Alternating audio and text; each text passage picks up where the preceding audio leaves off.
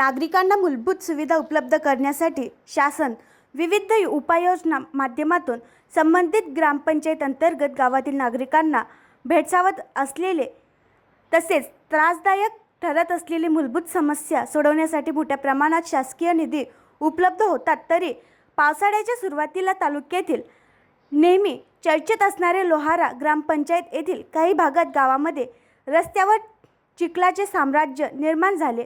नागरिकांना चिखलातून वाट काढावी लागत आहे। ग्रामीण भागात आणि लोहारा येथील जलजीवन मिशन अंतर्गत पाणी पुरवठा संदर्भात गावातील रस्त्यातील केलेले खोदकामामुळे रस्त्यावर चिखल पसरली आहे। त्यामुळे शाळेतील मुलांना जाताना त्रास सहन करावा लागत आहे। त्यामुळे नागरिकांमध्ये रोष व्यक्त करण्यात येत असून खोदकाम करण्यात आलेले रस्त्याची दुरुस्ती करण्यासाठी विलंब का असा प्रश्न उपस्थित केला जात आहे।